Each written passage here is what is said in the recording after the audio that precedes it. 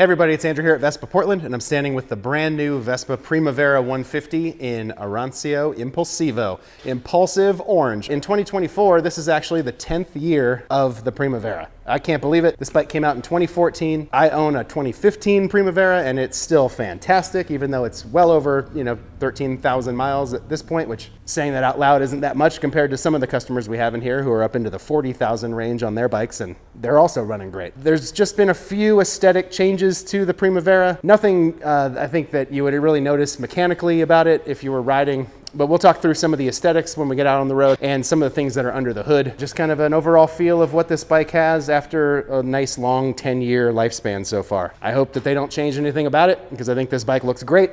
The small frame Vespas have just always been, very aesthetically pleasing. They're a joy to ride. They have a nice, stiff, stable ride, and they're just great bikes. They're also one of the bikes that has the least warranty claims of any Vespa out. Not that that's high anyway, but these ones is almost never a problem. All right, so with that, let's get on the road. We're gonna go first up, hit up Roseline Coffee that just opened around the corner. Then we're gonna head over to Beverly Cleary Park over by Grant High School, and then probably go grab some lunch somewhere, maybe at Lottie and Zula's for a sandwich. See you on the road.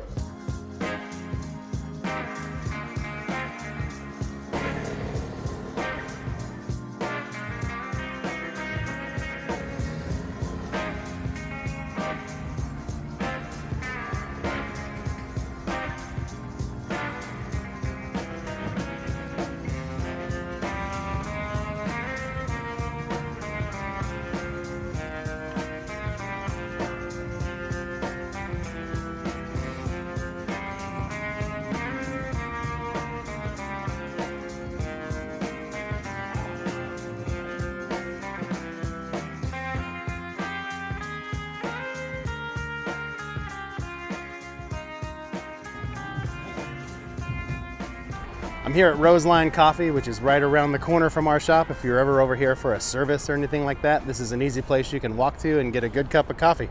It's kind of newer to the area. I think it opened a month or two ago, and this is their flagship roastery, and it's a kind of aesthetically pleasing looking location. Nice little coffee shop with an outdoor patio.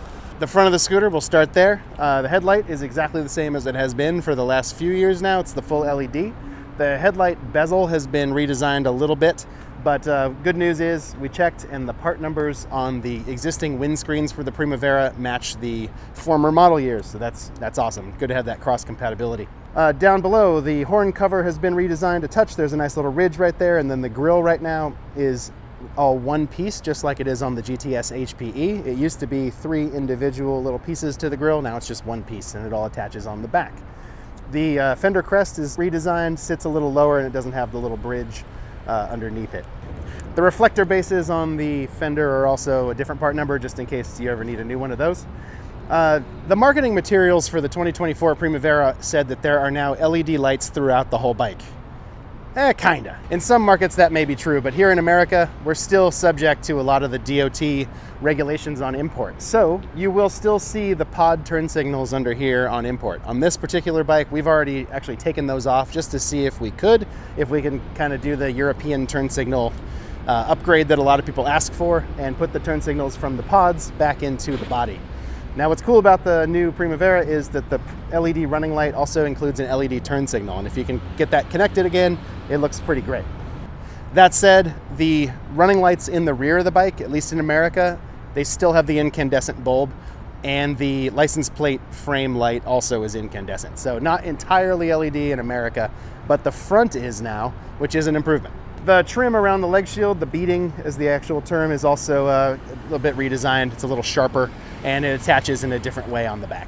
Down low on the bike, you can see that the Primavera now has a 5-spoke gray rim on the 2024 model, which is a redesign from previous models. And the scooters are shipping with Michelin City Grip 2 tires from the factory. Michelin City Grip is probably the best tire you can get for a scooter, in my opinion. Oh, that was good coffee. All right, well, it's time to go find some quieter parts of town to talk about this bike in. We're gonna head over to Beverly Cleary Sculpture Garden at Grant Park.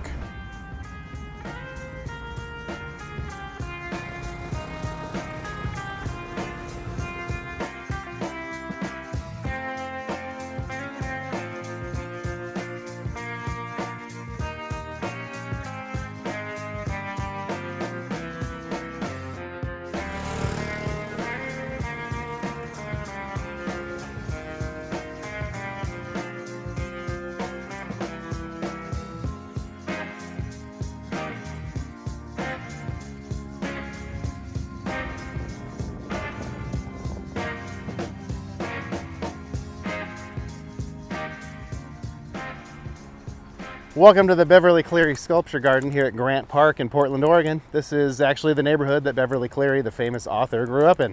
And Ramona Quimby used to play in this park because everything Beverly Cleary wrote was nonfiction. All right, on to the bike. So next up, we'll talk about the Glovebox on the Primavera 2024 model. And future, it seems. The whole thing seems a little bit more slimmed down than it used to be. Just kind of has that look like they trimmed it a touch. Similar to what they did with the GTS, if you saw our video on that. At the top here, there's this new black piece. On the GTS, sometimes people call these knee pads. There's nothing actually behind this. This is just aesthetic. We pulled this Glovebox off and we have another video about how to do that. The VIN plate used to live right here, but it has moved. It is now down on the floorboard just to make room for this. The seat pop button used to be over here. It's now been centered in the middle of the glove box. Keys are still right here, and you still have the same functions as you used to: lock, close, off and on. Close is not really for the US market. It's for like Asia or Europe, where there's so many scooters around that you might have to move someone else's to get to yours. Not a problem we have here, but in the close position, you're able to move the bars and everything, but you can't get into the storage compartments. Getting into the storage compartment, you're gonna have to click over to the off or the on position and then just push in with your key like you have in previous model years. Inside the glove box, it's basically the same thing. You've got this cover now that covers up your fuses. So your fuses used to be just very accessible. Now they're just behind two screws. Most people don't change their fuses anyway. Down here, you've got kind of a change drawer, and inside you still have your manual seat pop lever, as well as the USB port for the scooter, which has been moved up. Used to be down at the bottom, if I remember correctly. It's still in here, it's just on the top now. If you're ever gonna open up your seat with that lever, or even with the seat pop, you're gonna wanna make sure that you get this glove box door out of the way first, because the seat and the glove box door occupy the same space. There's also aesthetically no longer any big ridge that comes down the middle here. They kind of flatten that out, and the only kind of remnant of it is about halfway up the glove box. Moving on to the dashboard instrument cluster, that has been redesigned as well. If you're familiar with the Vespa GTS HPE 2, as people have been calling them, just to kind of differentiate the differences in those model years, it's real similar to that of the 2023 GTS. You've got an analog readout up top and a digital readout down below. As far as I can tell, this thing functions just like the one on the GTS. On the mode button here, if you slide to the left, you're going to manipulate options on this side, and if you slide to the right, you're going to get on this side. Sliding through things, you're going to have total miles, trip odometer A, trip odometer B. You'll see miles to the gallon, kind of a real-time assessment as you're riding. I don't personally find that to be super useful. Battery voltage, and also how many miles it thinks you have left, which is again going to be based off of how you're riding currently. If you're going up a hill full throttle, it's going to drop quite a bit. If you're going down a hill coasting off the throttle entirely, it's going to ramp right up. So, you know, take it with a grain of salt how much mileage you have left. It's a lot of how you're actually riding. You actually get a temperature gauge, I think for the first time ever on a Primavera. That's kind of cool. It's kind of similar to the GTS in that way. And on the left side, you have the bars for showing how much fuel you've got.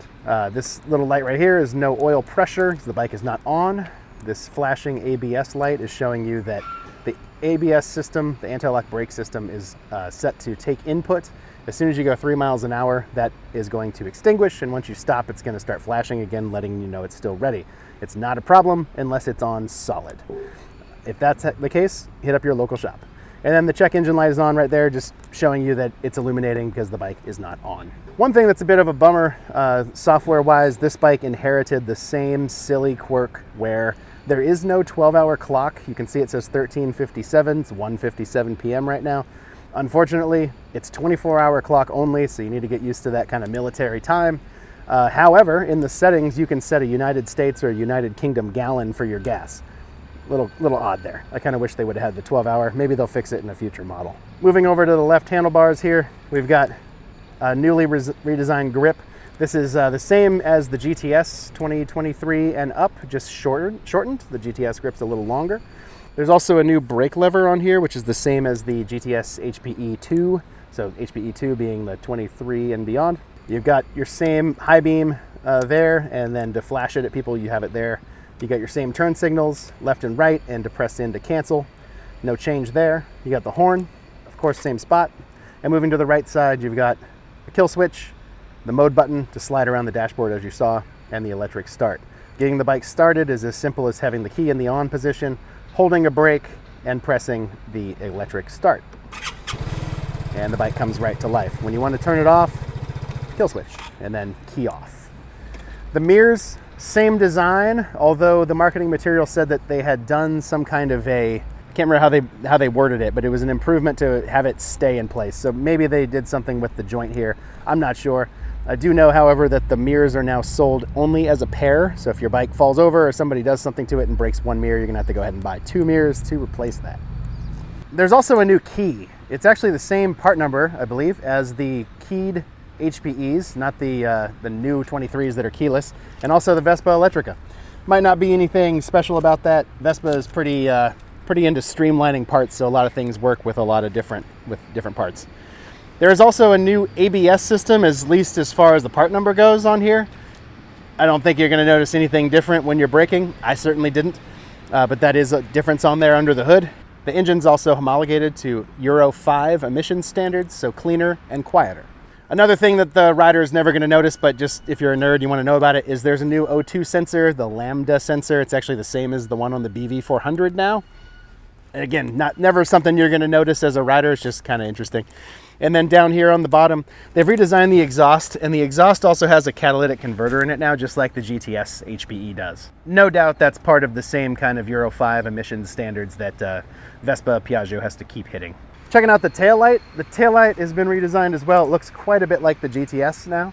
Kind of has that more squared off at the top look with the rounded bottom. Also LED, looks real good. As you saw before, or I mentioned before, there's going to be pod turn signals on these bikes in the back, because on DOT import, they say that the turn signals on the bike are not far enough apart to qualify, so they put these pods on there. Like I said earlier, we changed that out and put the European kind of turn signal style, put them back in the body, and they look like that. These are still incandescent lights, despite the marketing materials saying that it's full LED throughout. It is what it is, no big deal.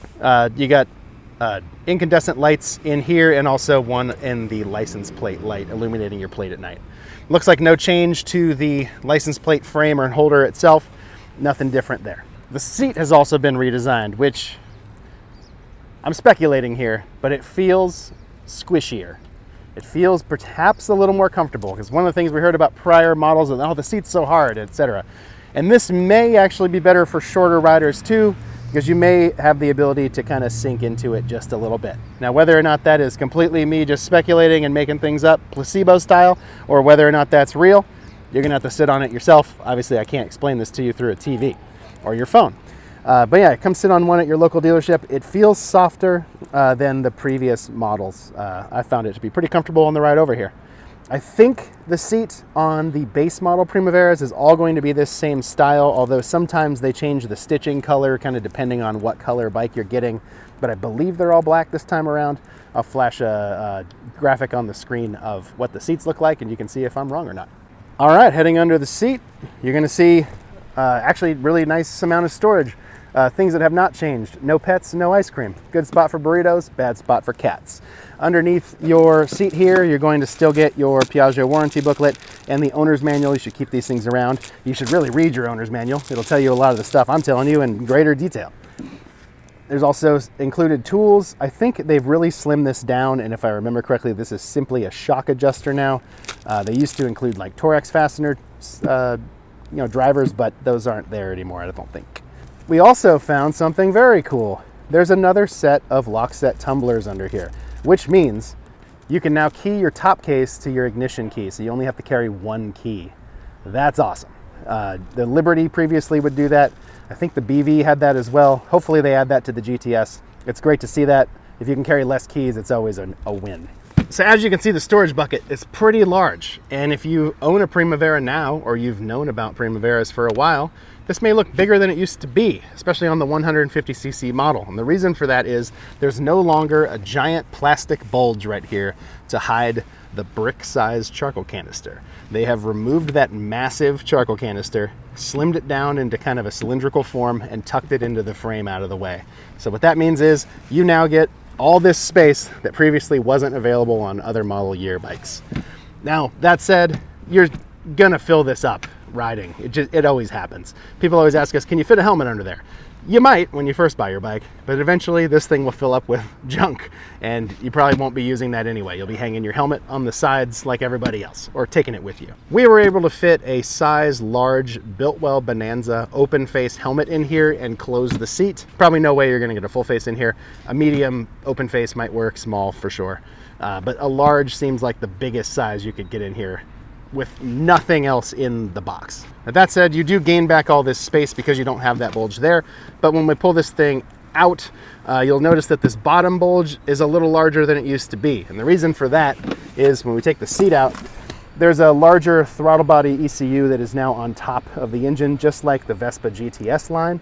And they had to make some room for that. So you get that extra space taken out of the underseat storage. But I would say you get a net gain in storage space. Also under the seat, and not something that a home mechanic or rider would probably ever notice, is that the diagnostic plug-in for the Primavera 150 is now under here like a GTS, but the Piaggio pads diagnostic tool is not available to the public anyway, so that's not something you'd ever use. And lastly, there's, just for the nerds, there's a new fuel injector as well. It's the same as the previous Primavera 50 and the Liberty 50 and 150. Again, I think that's just to streamline things. It's not going to be noticeable. There is also allegedly a new fuel pump in here as well, at least by part number. Not exactly sure if they changed manufacturers or what. Changes nothing about the rides, just kind of nerd stuff. All right, well, the park is beautiful, quiet, and cool on a kind of surprisingly hot day for the season. But it's time to go get some food, working up a little appetite talking about this bike. So we're gonna head over to Lottie and Zula's in North Portland and see what kind of sandwiches they have going on today.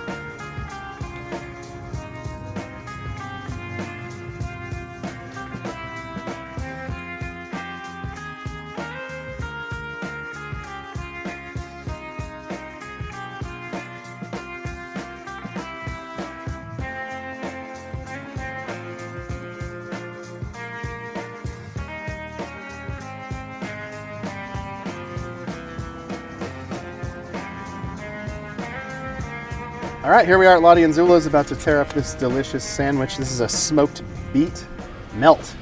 Random, haven't had it. We'll try it out. Camera girl's vegetarian, so we're having a vegetarian sandwich today.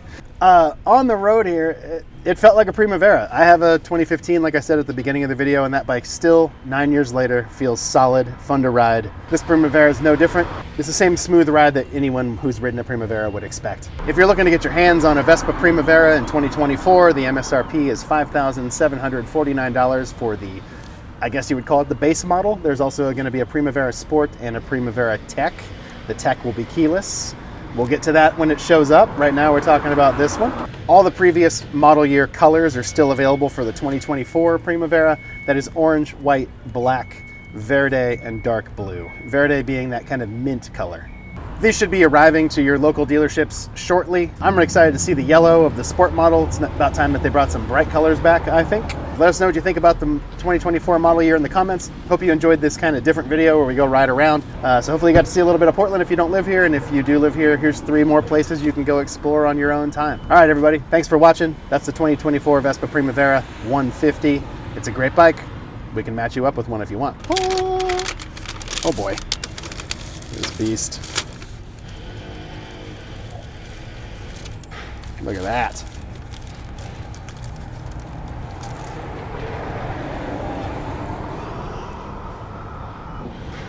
All right, kill it.